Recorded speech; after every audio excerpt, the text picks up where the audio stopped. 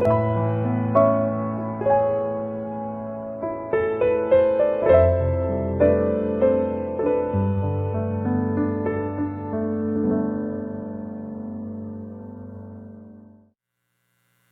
말씀을 함께 나누도록 하겠습니다. 아버지 하나님, 하나님은 항상 위기 때마다 올바른 복음을 회복시키셨고, 가장 어렵다고 할 때마다 성경적 응답을 회복하신 하나님의 역사를 말씀을 통해 보게 하셨으니, 하나님, 이 시간이 하나님의 은혜 받을 때요 구원의 날이 되기를 원합니다. 전도는 사명이 아니라 당연한 응답이고 하나님의 필연성이며 하나님의 절대성임을 우리 삶 속에서 발견되게 하여 주옵소서. 특히 올바른 복음과 올바른 전도가 후대들에게 올바르게 전달될 수 있도록 우리에게 먼저 은혜를 주셨으니, 후대를 찾아 세우고 파송하는 일에 세 가지 뜰이 가장 먼저 나의 현장, 그리고 나의 것에 하나님의 증거가 나타나게 하여 주옵소서. 살아계신 예수 그리스도 이름으로 기도합나이다. 아멘. 우리가 이번 주 말씀에 우리를 하나님께서 그리스도의 편지라고 말씀을 하셨습니다. 편지라고 하는 것은 발신자가 정확하고요, 수신자가 정확할 때 편지라고 얘기를 합니다. 이것이 분명하지 않는 것은 우리가 일명 찌라시라고 하죠. 좋은 단어는 아닙니다만은, 그죠? 전단지는 수신자가 정확하지 않아서 불특정 다수입니다. 근데 편지는 정확합니다. 발신자와 수신자가. 그래서 하나님께서 우리에게 하시고자 하는 내용, 복음에 대한 내용, 복음에 대한 가치, 그리고 복음에 대한 사명을 하나님께서 우리에게 먼저 은혜를 주신 겁니다. 그래서 하나님께서 얼마만큼 정확하게 말씀하셨냐, 이 편지는 먹으로 쓴 것이 아니요 성령으로 쓴 것으로, 그리고 우리 마음판에 새긴 것으로 무사람이 보고 읽을 수 있게 하셨다라고 말씀을 하셨습니다. 그렇다면 수요일 날 조금 말씀드렸듯이 예수님께서 40일 동안 하나님의 나라 일을 말씀하시면서 중요한 것을 두 가지를 말씀하셨습니다. 뭘 말씀하셨냐? 첫 번째가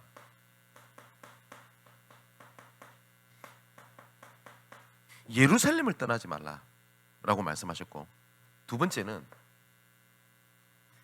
예수님께서 뭐라고 말씀하셨냐면 내게 들은 바를 약속하신 것을 기다리라라고 말씀하셨습니다.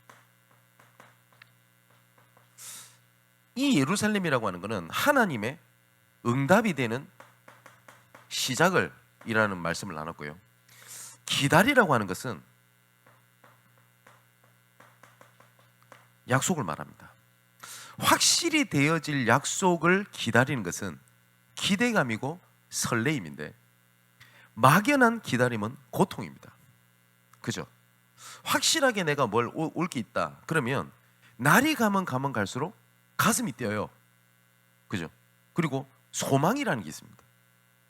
하나님께서 우리에게 주신 약속은 다른 사람의 약속도 아니고 하나님의 약속이기 때문에 그 기다림을 고통이라고 말씀하지 않으시고 소망, 그죠? 이렇게 말씀하셨습니다. 그럼 세 번째, 전도의 시작을 어떻게 하면 되겠냐라고 하는 부분에 우리가 봐야 될 본문이 누가복음 24장 1절에서 49절의 말씀을 가지고 조금 얘기를 좀 나누려고 합니다. 누가복음 24장에 보면 예수님께서 드디어 부활을 하셨습니다. 그리고 부활하셨다는 내용을 막 전달을 받습니다. 그런데 이 부활에 대한 하나님의 약속이 이루어지는 것을 보고도요, 두 제자가 낙심을 해요. 그죠? 그러니까 하나님에 대한 약속보다 눈앞에 보이는 현실이 더 커 보인 겁니다. 그래서 다른 사람도 아니다. 두 제자가라고 되어 있습니다. 어디를 가냐? 엠마오로 하는 동네로 두 제자가 가게 됩니다. 그 성경에는 그게 정확하게 기록되어 있어요. 예루살렘에서 25리 떨어져 있는 엠마오라는 마을 이렇게 되어 있습니다. 그래서 25리가 얼만큼 되지? 그래서 요새는 1, 2, 1이 안 쓰니까 찾아봤더니 뭐 9.8 킬로 이렇게 나오더라고요. 약 10킬로 정도 떨어져 있는 이런 거리입니다. 지금처럼 차가 있는 시기가 아니기 때문에 그 10킬로라는 것은 꽤 먼 거리가 되겠죠. 그런데 이 사람들이 하나님의 약속보다 이 낙심이라고 하는 것이 더 크게 보이니까 어떻게 되냐니까요.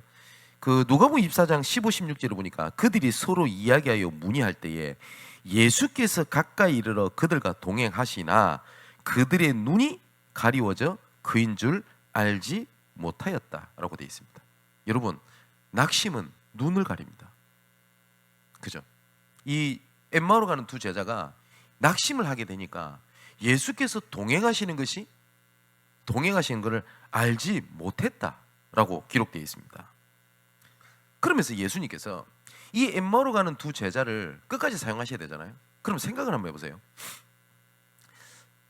내가 여기 살아있다 하고 증거를 보이시고 응답을 보이시고 기적을 베푸시면 좋겠잖아요.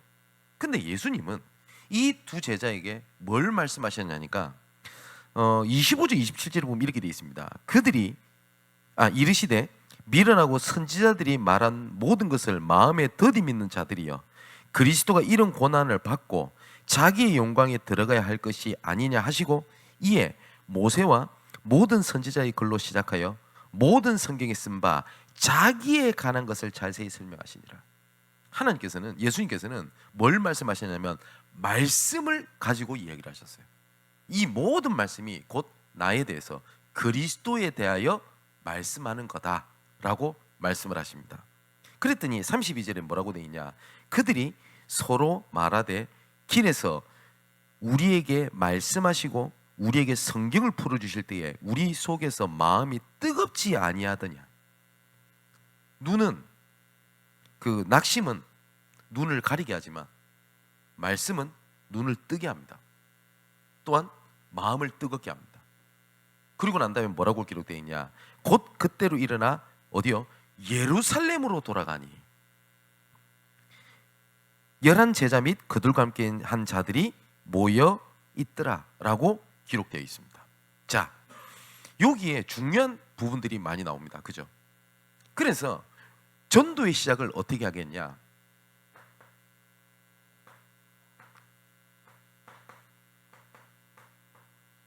나의 현장에서 시작합니다. 그래서 내가 있는 지역, 내가 맡고 있는 업, 그리고 내가 지금 처한 상황, 이곳에 하나님의 계획이 있음을 알고, 두 번째, 예수님께서 말씀을 풀어주실 때에 우리 마음이 뜨겁지 아니하더냐. 그때 눈이 열리게 되죠. 뭐라는 거냐?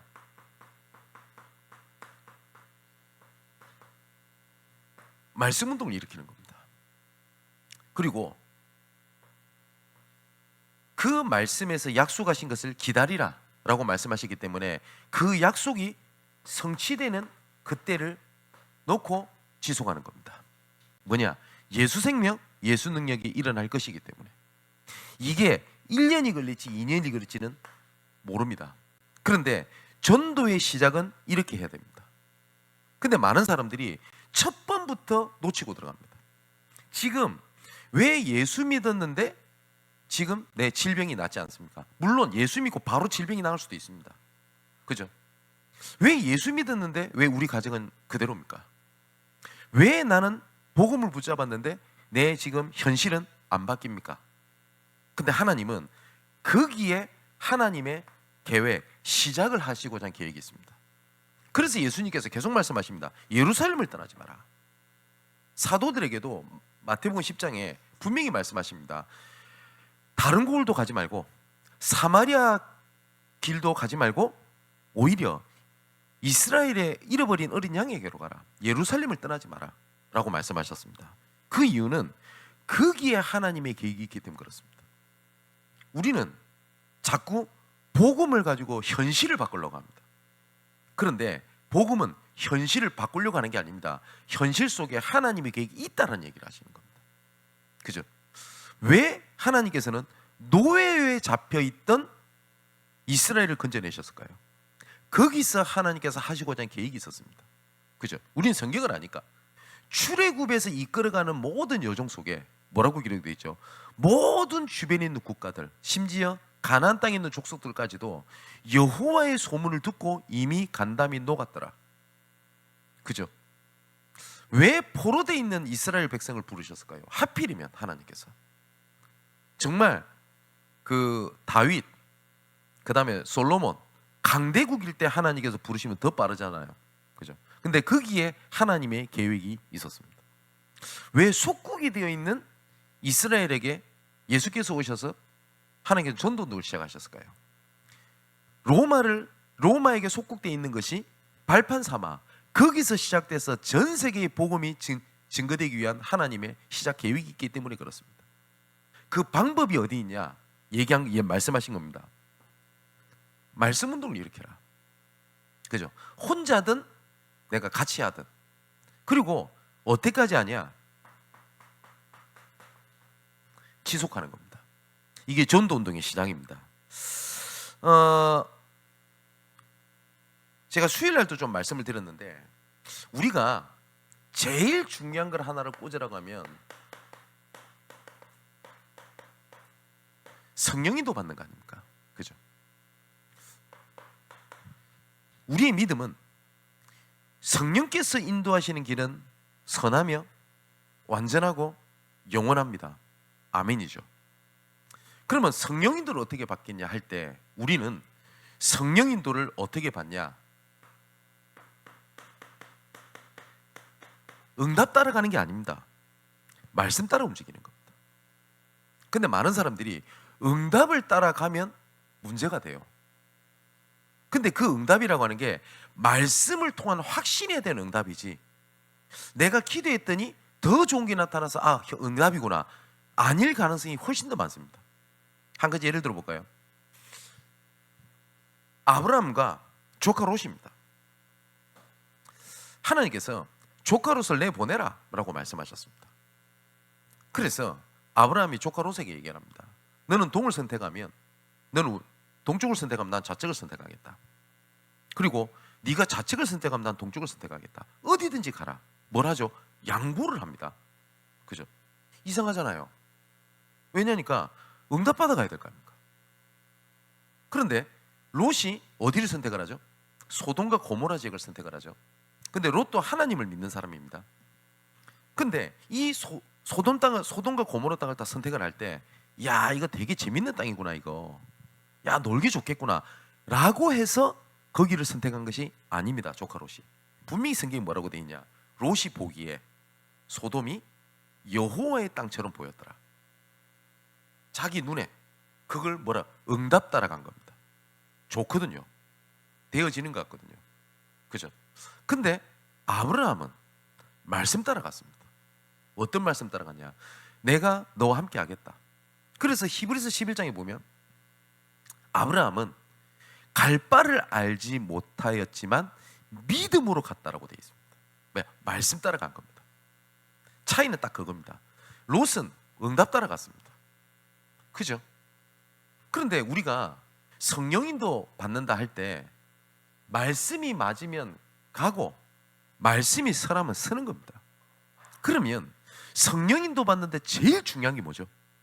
무엇이라 지금까지 하나님의 말씀을 하셨고 무엇이라 말씀하시는지를 그 자리와 그 흐름 속에 있는 것이 성령인도 받는데 가장 큰 첫걸음이요 근본입니다. 그래서 사실상 말씀을 놓친 것은 모든 걸 놓친 겁니다. 근데 많은 사람들이 성령인도를 어떻게 받지 모르겠다라고 얘기를 합니다. 근데 거기에는 여러 가지가 이유가 있겠습니다만은 말씀을 놓치고 있는 겁니다. 그죠? 자, 오늘 그 EBS 기초훈련 제목이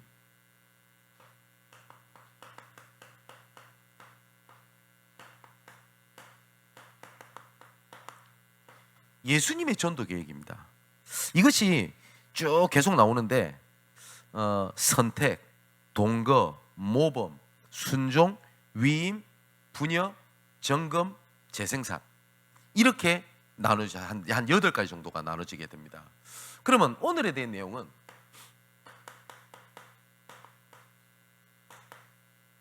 하나님의 선택입니다. 마가복음 3장 13절에 보니까 또 산에 오르사 자기가 원하는 자들을 부르시니 나온지라. 뭐냐? 하나님께서 우리를 선택하신 겁니다. 요한복음 15장 16절에 보니까 우리가 하나님을 선택한 것이 아니요 하나님께서 우리를 선택하셨다라고 되어 있습니다. 내가 믿은 것처럼 보이지만 믿음으로 구원받는다, 틀렸습니다. 은혜로 말미암아 믿음으로 구원받는다고 에베소서 2장 8절에 되어 있습니다. 믿는 것도 하나님의 은혜가 아니면 믿지 못합니다. 그래서 이 선택은 전적인 하나님의 역사요, 전적인 하나님의 은혜입니다. 여기에 우리의 의지, 우리의 판단, 우리의 선택은 단 하나도 들어갈 수 없습니다. 그래서 이걸 보고 뭐라고 그러냐? 하나님의 절대 주권이라고 합니다. 자, 성경은 유일무도한 전도 교과서입니다. 그래서 그리스도의 발자취를 더듬어가야 되겠죠. 그래서 예수님께서 어떻게 전도를 하셨냐, 훈련을 시키셨냐라고 하는 게 8주간, 오늘부터 8주간 진행이 될 겁니다. 그 첫 번째가 뭐냐? 하나님의 선택입니다. 하나님께서는 다른 것도 아니고 절대 생명 살리는 일에는 실수가 없으십니다. 우리가 봤을 땐 하나님께서 굳이 그렇게 하셔야 되나? 그죠? 어떤 분은 이렇게 표현하더라고요. 안타까우니까 그러겠죠. 하나님이 변태도 아니고 맨날 이상하게 문제 일으키고 꼬아가지고 응답을 주시냐고. 근데 하나님은 절대 실수가 아닙니다. 하지 않으십니다. 그래서 그 완전하신 그 주님이 나의 스승일 뿐만 아니라 나의 주인이십니다. 그죠? 주일날 우리가 말씀 나눴듯이 성령 인도 받는다는 것은 내가 받는 게 아닙니다. 하나님이 끌고 가시는 거죠. 주인이 누구냐에 따라서 나타난 일에 대한 대가를 치료해야 될 대상이 달라져요. 내가 선택을 해서 내가 주인이 돼서 움직이면 모든 것의 대가는 내가 치러야 됩니다. 맞죠? 그런데 하나님의 일을 한다. 그러면 일어나는 일 모든 대가는 주인이 그 대가를 치러야 돼요. 그래서 어떤 분이 그랬대 안 합니까? 우리는 하나님의 일을 하고 하나님은 우리 일을 하는 거다. 예, 저는 그 말이 맞다고 봅니다. 자, 그래서 태초부터 계획하시고 만민에게 전할 것과 영광의 날을 계획, 승리할 것을 계획하시고 한순간도 그의 목표를 잊으신 적이 없어요. 그래서 오늘은 예수님의 전도 계획 중에 선택을 우리가 보게 될 건데, 가장 첫 번째로 예수님의 공생애는 선택하신 부르심에서 모든 것이 시작을 하고 마무리가 됩니다. 예수님께서 그 조직이라든지 아니면 어떤 강의, 영향력 이런 것도 있었습니다만은 예수님께서 가장 먼저 생각하셨던 것이 뭐냐면 원하는 자들을 부르시니 나온지라. 그리고 가장 먼저 뭘 하셨냐? 뭘 일을 시키신 것이 아닙니다. 원하는 자를 불러서 어떻게 했냐? 함께 있게 하셨다라고 성경에 기록되어 있습니다. 그래서 예수님께서는 단 한 명도 모집을 하신 적이 없어요. 야, 믿고 싶은 사람 모여라. 모집을 한 적이 없어요. 내가 어쩌다 보니 우연찮게 믿은 것처럼 보이지만 그건 내 생각이고 하나님께서는 우리를 부르셨습니다. 두 번째로 예수님께서 그렇게 부르심에 목표가 있겠죠. 그 목표는 성천 이후 재림 때까지 그의 사업 뭐죠? 복음 전하는 일을 지속할 수 있는 사람을 하나님께서는 부르신 겁니다. 그래서 자, 교재를 잘 보세요. 여기 보면 그 뭐라고 되어 있습니까? 요한과 안드레는 베다니에서 찾게 되고요. 그리고 안드레를 통해서 베드로를 찾게 됩니다. 그리고 빌립을 통하여 나다니엘이라고 하는 제자를 찾게 됩니다. 그래서 예수님의 방법이 부르시고 난 다음에 뭘 하셨냐니까 팀 구성을 하셨어요. 자, 오늘도 귀에 딱지가 않도록 기억하셔야 됩니다. 그래서 전도는 누가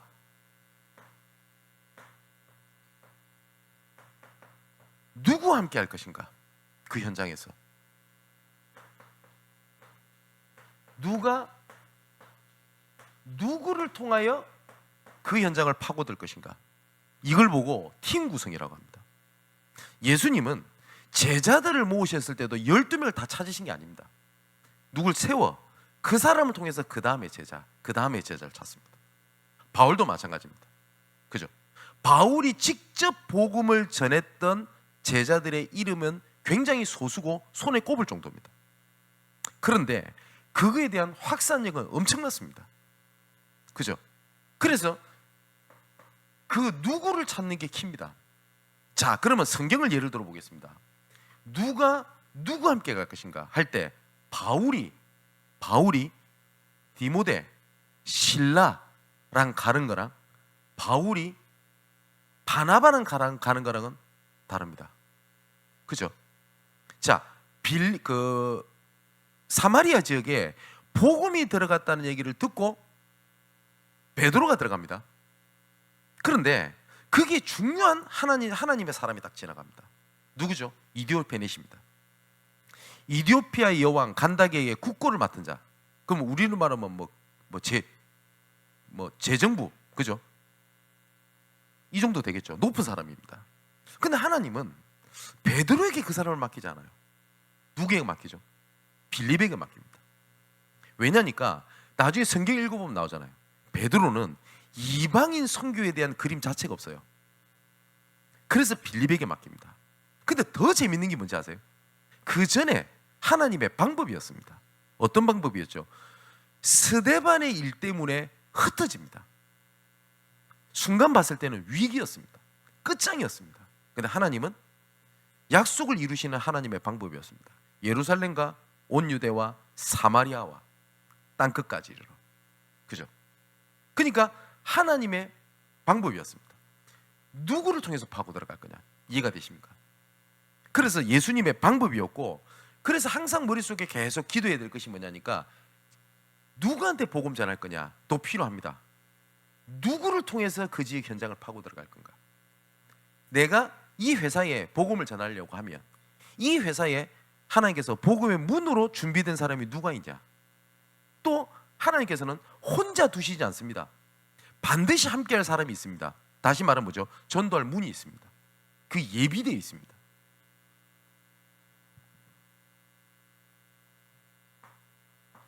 자, 세 번째. 그래서 예수님께서는 그 선택에 서두름이 없었다. 그 말은 뭐죠? 굉장히 신중하셨다는 말이고, 그리고 완벽하게 선택하셨다는 말이고요. 또한 기다리셨어요. 하나님께서 원하신 사람은 끝까지 기다리셨어요. 이거를 칼빈은 뭐라고 얘기를 했냐? 성도의 견인, 이렇게 얘기했습니다. 오해 마실 것은요, 이 견인이 견인차 할 때 그 견인이 아닙니다. 우리가 견디다 할 때 그자고요. 인내하다 할 때 그 한자입니다. 하나님께서는 끝까지 참고 기다리십니다. 하나님의 사람을, 하나님의 전도자를 하나님께서는 포기 안 하십니다. 절대로 포기 안 하십니다. 어떻게 하든지 하나님은 그 사람을 끝까지 불러내어 하나님의 일을 할 수 있도록, 이룰 수 있도록 하나님께서는 하십니다. 그 중에 대표적인 한 사람이 누구죠? 삼손 아닙니까? 여러분 삼손 아시죠? 이거 불신자도 아는 얘기 아닙니까? 그래서 머리 좀 길고 뭘 잘하면 다 삼손 이렇게 부르잖아요. 근데 이 삼손이 나실인이죠. 근데 이 삼손에게 하나님께서 나실인으로 세웠기 때문에 그 말은 이 사람을 통해 하시고자 하는 계획이 있단 말이에요. 근데 이 삼손은 사실상 잃어버린 거 아닙니까? 그죠? 그래서 온갖 치욕을 당합니다. 결국은 하나님께서 이 삼손을 통해서 블레셋을 멸망시키는 데 사용을 하시죠. 우리가 봤을 때는 부끄러운 구원 이렇게 보일 거 아닙니까? 그죠? 그런데 히브리서 11장에는 의인에 대한 얘기가 쫙 나오죠. 믿음의 사람. 거기에 삼손을 의인이라고 기록하고 있습니다. 하나님은 끝까지 참고 기다리십니다.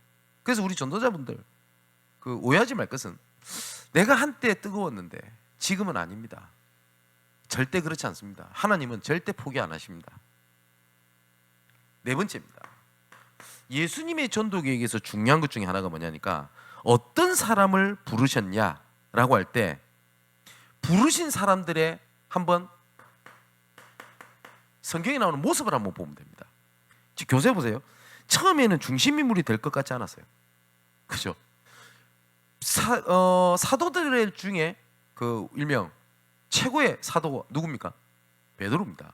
이 베드로가 안전뱅이를 일으키고 난 다음에 그 종교법정 앞에 섰을 때 말씀을 전합니다. 그때 많은 사람들의 평가가 뭐죠? 저는 고기 잡던 베드로가 아니냐 이렇게 나왔어요. 그죠? 그러니까 주되게 중심 인물이 될 사람이 아무도 없었습니다. 그러다 보니 처음에 예수님께서 12명의 제자를 데리고 끌고 다니실 때 그 로마 법정에서 봤었을 때는요, 예수님이 어떻게 보이냐니까 이상한 애들 끌고 다니는 똘만 애들 끌고 다니는 이상한 조폭 비슷하게 본 거예요. 근데 그 중에서 정상이 없습니다. 못 배운 어부. 그게 또 누가 있냐? 이스라엘 백성에게도 인정받지 못하는 세리. 그죠? 근데 이 세리랑 또 극과 극이 누구죠? 민족주의자들, 해방운동가들. 그렇지 않습니까? 우리나라로 치면 예수님의 제자들 중에 친일파가 있고 독립운동가 같이 있는 거예요. 여러분 이해되세요? 이런 오합지졸이 어디 있습니까? 근데 예수님께서 이 오합지졸을 데리고 다니면서 제자라고 얘기를 하는 겁니다. 탁월한 지혜도 없었고요, 거룩한 직분도 없었고, 부유한 자도 아니었고, 철학자도 아니었습니다. 그리고 예수님께서 승천하시고 난 다음에 천사가 와서 하는 얘기죠. 갈릴리 사람들아, 어찌하여 하늘을 쳐다보느냐. 이 말은 갈릴리 사람들아, 이 말은 그 사람의 출신 배경에 대한 얘기입니다. 그죠? 뭐냐? 저 기대하기 어려운 사람들은 모여 있는 겁니다. 우리가 이럴 때 있을 거 아닙니까? 교회에, 현장에 우리가 보면은 어떤 연예인, 정치인, 영향이 있는 사람들이 뭐 다락방에서나 지게 교회에 있다 이러면 와 하잖아요. 예, 틀린 것은 아닙니다. 그런데 하나님께서는 오히려 뭐라고 말씀하셨냐니까 고린도전서 1장 26절 31절의 말씀 보니까 하나님께서 세상에 미련한 것들을 택하사 지혜 있는 자들을 부끄럽게 하시고 세상에 약한 것들을 택하사 강한 것들을 부끄럽게 하시며 하나님께서 세상에 천한 것들을 멸하시는 것들과 없는 것들을 택하사 있는 것들을 폐하려 하신다. 너희 부르심을 봐라. 정상이 있냐 이 말이에요. 근데 하나님께서 그렇게 하신 이유를 딱 뭐라고 기록되어 있냐? 이는 아무 육체도 하나님 앞에서 자랑하지 못하게 하려 하십니다. 무슨 말입니까? 성경적 증거를 주겠다는 겁니다. 만일에 우리 양문교회가 막 재벌들도 있고 그래서 선교한다 그러면 이렇게 얘기할 수 있을 겁니다. 아, 저기는 좀 능력 있는 중직자가 있어서 좋겠다, 가능하다라고 볼 겁니다. 그죠? 그런데 누가 봐도 그런 사람이 없어요. 그런데 하나님께서 일을 진행하신 겁니다. 뭘 보여? 아, 이 모든 것은 하나님이 하신 겁니다. 자, 이번 주 우리가 볼 내용이기도 합니다. 고린도후서 4장 7절에 보니까 뭐라고 되어 있냐? 우리가 이 보배를 질그릇에 가졌으니 이는 심히 큰 능력은 하나님께 있고 우리에게 있지 아니함을 알게 하려 합니다. 하나님께서는 이 질그릇에 보화를 집어넣었는데 그러면 누가 딱 봐도 질그릇을 집중해서 봅니까? 보화를 봅니까? 보화를 보죠. 이는 뭐요? 심히 큰 능력은 하나님께 있고 우리에게 있지 아니함을 알게 하려 함이라. 그게 하나님의 방법이었습니다. 하나님께서는 절대로 자기의 영광을 뺏기지 아니하시는 분입니다. 하나님께서는 왜 우상 숭배하면 큰 징벌이 임하냐? 하나님의 자리에 다른 걸 집어넣은 걸 보고 우상이라고 하죠. 그죠? 사도행전 12장에도 헤롯 왕이 하나님께서 헤롯 왕을 쳐서 친히 충이 먹어 죽으니라라고 되어 있습니다. 그럼 이 헤롯 왕이 큰 범죄를 저지른 게 뭐였죠? 하나님의 영광을 가로챈 거였습니다. 그죠? 그래서 하나님께서는 왜 이런 자들을 부르셨냐? 왜 나 같은 자를 부르셨냐? 심히 큰 능력은 뭐요? 하나님께 있고 너희에게 있지 아니함을 알게 하려 함이라. 그래서 하나님은 사무엘상 16기 7절을 보니까 여호와께서 사무엘에게 이르시되 그의 용모와 키를 보지 말라. 내가 이미 그를 버렸노라. 내가 보는 것은 사람과 같지 아니하니 사람은 외모를 보거니와 나 요한은 뭐요? 중심을 보느니라 하셨다. 하나님께서는 우리의 복음에 대한 중심을 보십니다. 그러면 하나님께서 우리를 부르실 때 그리스도의 편지로 부르셨다고 되어 있는데 뭐라고 말씀하셨다고요? 이는 먹으로 쓴 것이 아니라 성령으로, 그죠? 하나님의 보증과 하나님의 인치심입니다. 그러면 하나님이 나를 부르셨는데 실수를 하셨냐? 그런 법이 없어요. 두 번째, 우리의 마음판에 새기셨느니라. 무슨 말입니까? 중심입니다. 저는 어릴 때 참 이상한 생각이 하나가 있었습니다. 뭐냐니까 너무 부족했어요. 무너지는 거 많고 그 다음에 하나님 앞에 온갖 나쁜 짓은 다 하고. 그런데 희한하죠. 남한테는 부끄러워서 말을 못하겠더라고요. 그런데 제 마음속에 이런 게 있었어요. 그래도 하나님은 나를 쓰실 거야. 그게 한 번도 제 마음을 벗어나 본 적이 없었습니다. 이거를 살짝 꺼내놨더니 제 상황을 아는 사람이 있을 거 아닙니까? 그 사람들이 전부 다 손가락질하면서 그 얘기를 했어요. 겸손해. 정신 차려. 네 행동이나 똑바로 해. 예, 그 말이 맞습니다. 근데 희한하죠. 그 마음이 한 번도 떠나본 적이 없어요. 우리 사랑하는 우리 렘넌트 여러분,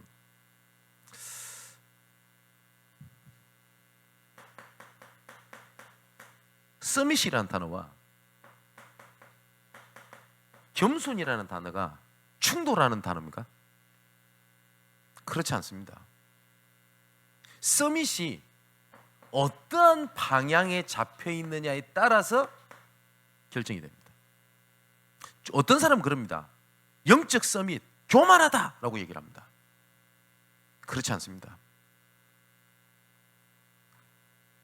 여러분, 진짜 교만은 하나님이 주신 계획을 모르는 게 저는 교만이라고 생각합니다. 그죠? 왜 하나님께서 모세를 못 알아들으니까 죽이려고 하시죠? 모세는 정말 낮은 자세에 얘기합니다. 바로에게 가라. 뭐라고 합니까? 보낼 사람 보내세요. 난 안 됩니다. 그죠? 근데 그게 겸손이었습니까? 아닙니다. 정체성을 잃어버린 거였습니다. 나는 안 돼. 나는 부족해. 나는 못해. 겸손 아닙니다, 그거. 그죠? 근데 나중에 모세가 이 말을 알아듣죠. 겸손이라는 단어랑 서밋이라는 단어는 충돌되는 게 아닙니다. 또 예수님의 선택의 전도 계획은 뭐가 있냐니까, 다섯 번째로 하나님께서는 소수 집중이었습니다. 왜냐니까 그 개인 변화가 없이는 살리지 못하기 때문에 그렇습니다. 그리고 소수에 집중하는 이유는 하나님의 방법이 소수를 들어서 다수를 움직이는 게 하나님의 방법이었습니다. 개인이 주님의 집중에 붙들리지 않고서는 사실상 세상 변화가 불가능합니다. 그래서 우리 교회에 올해 방향이 있죠. 내가 아닙니다. 뭐요? 전체를 살리는 언약 속에 납니다. 반대로 전체를 살리는 언약 속에 나를 살리지 못하면 전체를 못 살립니다. 그죠? 여러분, 가정을 살리려면 내가 살지 못하면 가정 못 살립니다. 그죠? 교회를 살리려고 하면 내가 힘이 없으면 교회를 못 살립니다. 그래서 하나님 예수님께서는 그 사람들을 한 사람 한 사람 한 사람을 뭘로 부르셨냐? 제자로 부르신 겁니다. 근데 이 제자로 부르셨는데 12명을 부르셨어요. 12명. 그 중에서 야고보, 베드로, 요한, 이 사람을 예수님의 최측근 제자였습니다. 3명. 그 중에서 하나님께서는 베드로를 변화산으로 데리고 가십니다. 1명.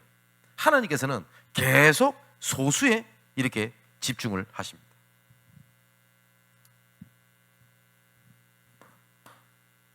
여섯 번째, 그리고 예수님의 공생애는 사실상 전 인생에 이 제자를 훈련시키는 것에 3년이라는 걸 거의 다 투자를 다 하셨습니다. 그리고 한번 잘 보세요. 예수님의 공생애 시절에 제자들도 많이 붙었지만 제자들도 많이 떠나갔어요. 그 중에 요한복음 6장 66절에 보니까 이렇게 되어 있습니다. 제가 요한복음 6장은 인용을 잘 하지 않습니까? 그 수많은 제자들이 예수님을 떠나가고 다시는 그들과 함께 하지 아니하더라. 성경에는 무리와 제자를 정확하게 구분을 합니다. 아까 말씀드렸듯이 엠마오로 가는 두 제자라고 되어 있습니다. 근데 수많은 제자들이 예수님과 함께 하지 않았다. 그때 예수님께서 그렇게 말씀하십니다. 12제자에게 말씀하시죠.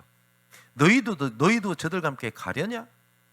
그때 예수님께서 이런 말씀을 하십니다. 이 말씀하셨을 때 베드로가 했던 얘기죠. 생명의 말씀이 여기 있사온데 우리가 어디로 가겠사옵나이까? 그죠?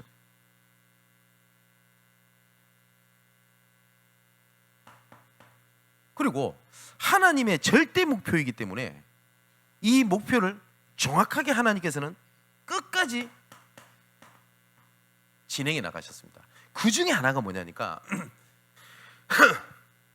요한복음 17장은 예수님께서 십자가에 못 박혀 죽으실 때 가장 마지막으로 하셨던 기도 내용입니다.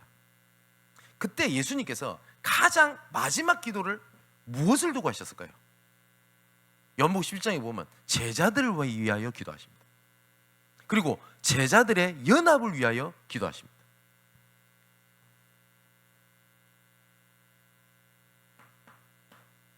그래서 이런 사람들이 나중에 히브리서 11장 33절 38절 능히 나라를 이기기도 하며 세상이 감당하지 못하는 자다, 이렇게 만드시게 된 겁니다.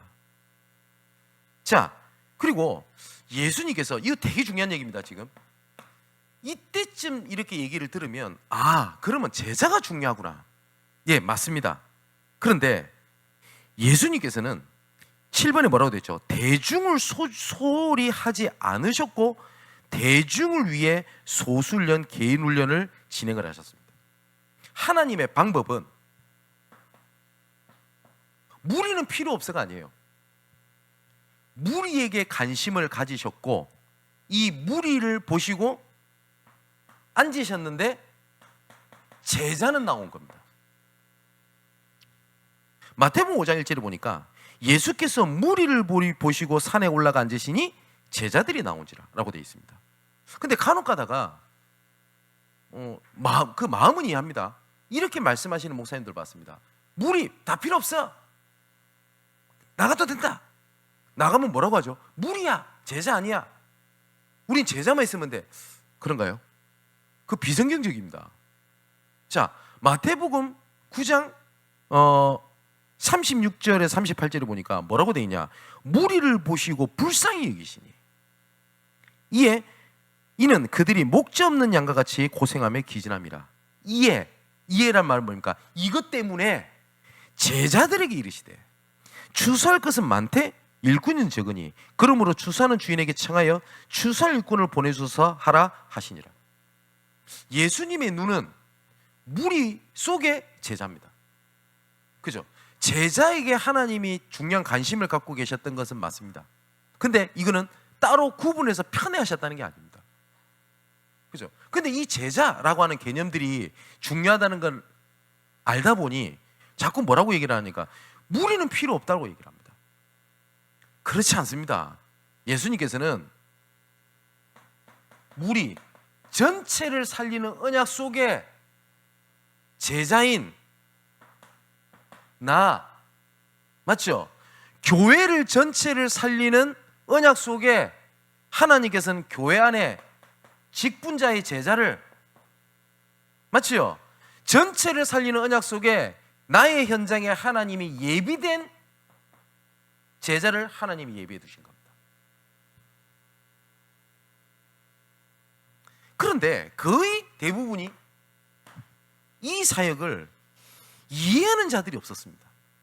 이걸 보고 성경적인 응답을 다 놓쳐가고 있는 겁니다. 그래서 제가 말씀드리잖아요. 성경적이라고 하는 것은 어느 누구, 어느 현장, 국가를 막론하고 말씀대로 됐더니 되어지더라. 이걸 보고 성경적이라고 얘기를 합니다.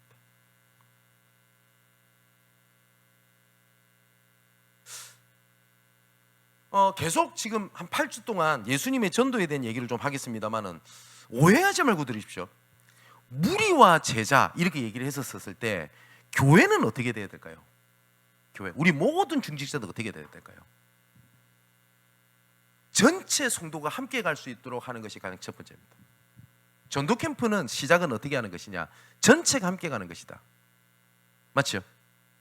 제자 중심으로 가는 게 아닙니다. 어떤 분은 그럽니다.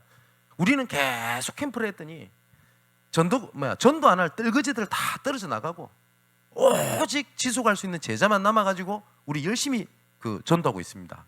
그걸 보고 실패한 캠프라고 합니다. 전도는 그런 게 아닙니다. 그죠? 전체가 함께 가는 하나님의 계획을 찾는 겁니다. 그게 성경적입니다. 그러려면 보세요. 무리라고 했을 때 전체가 함께 갈 수 있을 때 필요한 것이 뭐냐니까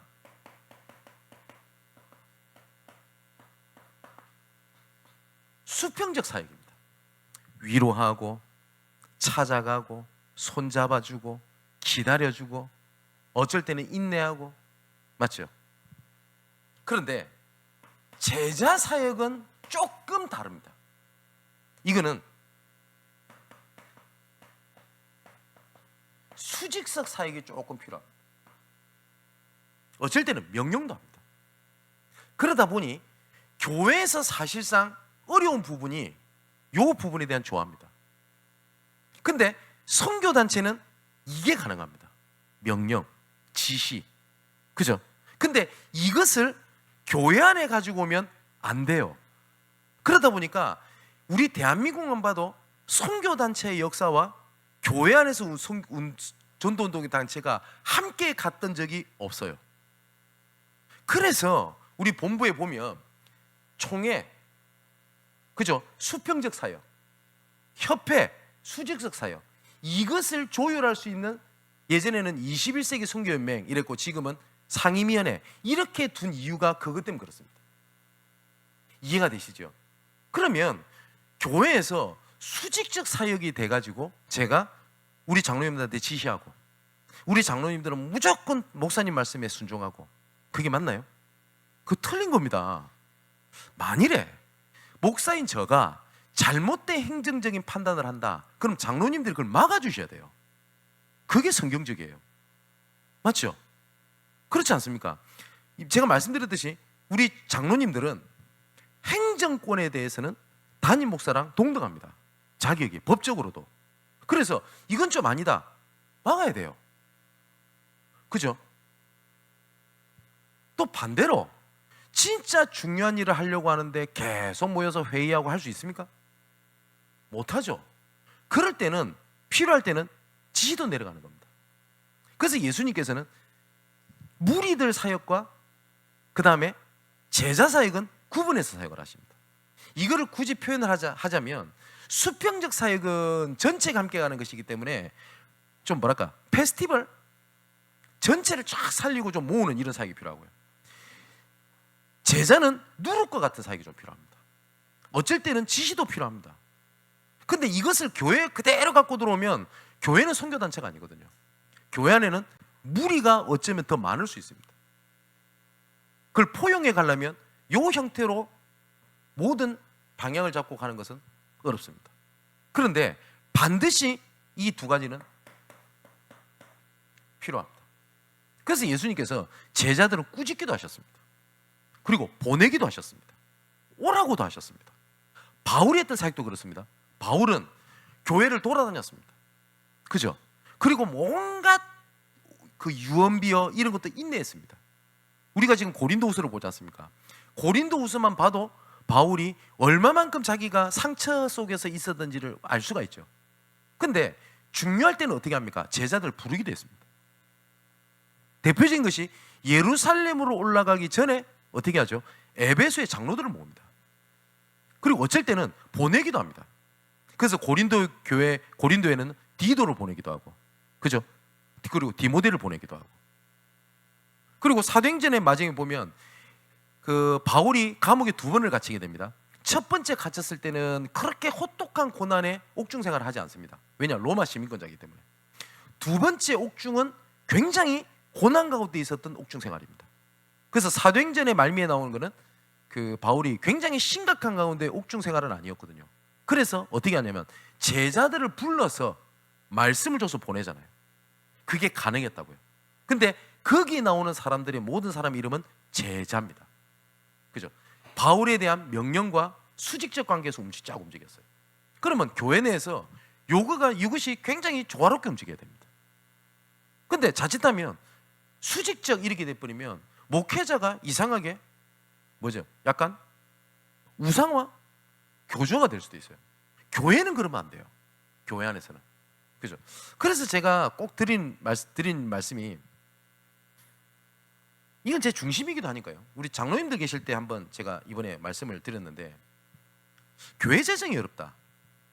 그럼 어떻게 되겠냐 할 때 가장 중요한 게 교회가 운영이 돼야 되겠죠. 그게 1차죠. 2번째 선교비, 3번째 부교육자, 렘넌트들, 4번째 담임 목사한테 만일 없다? 그럼 지출 안 하시는 거다. 제가 왜 그렇게 보냐니까 제가 부교육자 때 교회는 어려운데 1차적으로 담임 목사님들한테 이렇게 지출하는 걸 봤어요. 그게 틀렸다는 건 아닙니다. 그 중직자들의 마음을 이해는 합니다. 그래, 목사님이니까. 그죠? 예, 그 마음은 충분히 이해하고 저도 받아들일 수 있습니다. 그런데 우리 교회는 이후로도 지금까지 그렇게 했고 이후로도 그렇게 하셔야 됩니다. 뭐냐니까 교회가 어려울 때 헌신해야 될 때가 있겠죠. 그죠? 그러면 가장 먼저 담임 목사가 헌신해야 되는 것이 맞다고 보거든요. 그죠? 그 원칙은 지켜주셔야 됩니다. 2번째, 우리 교회의 선교비는 이렇게 지출이 됩니다. 선교비가 예를 들어서 제가 해외를 이렇게 가잖아요. 갈 때 목사님이 뭐 가니까 뭐 교통 뭐 비행기 뭐 이런 거 그런 거에 선교비가 지출이 안 되도록 저희 교회는 재정이 그렇게 돼 있습니다. 이후로도 그렇게 해주셔야 됩니다. 예, 그게 선교가 아니다라는 건 아닙니다. 그런데 그것 조금 그런 부분들이 아닌 뭡니까? 그 선교지에 도울 수 있다면 더 큰 일을 할 수 있잖아요. 그렇지 않습니까? 그죠? 그리고 이건 저를 위해서도 그렇게 해주셔야 됩니다.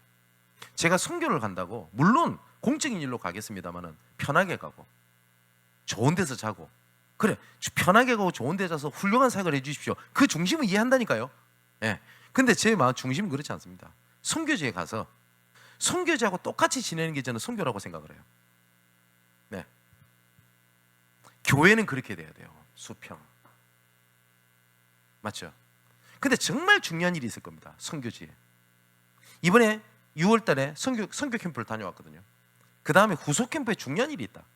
제자들끼리. 그러면 그때는 조금 지시도 필요하고 움직일 게 있겠죠. 이 2가지 사역은 함께 가야 됩니다. 자, 마지막 결론입니다.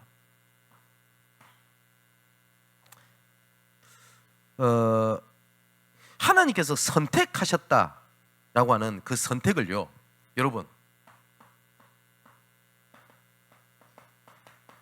견고하게 하셔야 돼요. 내 마음속에. 베드로서 1장 1절에 11절에 보니까 부르심의 보배롭고 지극히 큰 약속 우리에게 주셨는데 이것이 너희에게 있어 흡족한즉 너희로 우리 주 예수 그리스도를 알게 게으르지 않고 열매 없는 자가 되지 않게 하려니와. 왜요? 이 제자들은 뭘한 겁니까? 모습은 이랬지만 하나님의 말씀을 듣는 데 중심이 있었다고 했잖아요. 이런 것이 없는 자는 맹인이라 멀리 보지 못하고 그의 옛 죄가 깨끗하게 된 것을 잊었느니라. 하나님의 부르심을 놓치게 되면요, 멀리 보지 못하고 그리고 옛 죄가 깨끗하게 되었다는 것을 잊었다고 하는 것은 복음의 능력을 놓쳐버리게 된 거 아닙니까? 그래서 마지막에 11절에 뭐라고 되어 있냐? 그러므로 형제들아 더욱 힘써 너희의 부르심과 선택, 택하심을 굳게 해라. 이것이 너희가 이것을 행한즉 언제든지 실족하지 아니하리라. 그죠? 하나님의 택하심과 선택을요, 여러분, 그것을 지키고 그것을 붙잡을 때 그게 뭐요? 실족하지 아니하는 하나님의 능력이 되면 누림이 됩니다. 계속 말씀 안 드립니까? 복음은 그 기준을 지키고 그 기준에 생명 걸 때 그게 능력이 되고 그게 참된 누림이 됩니다. 그래서 제가 오죽했으면 자유라고 하는 단어를 가지고 제가 예를 안 들었습니까?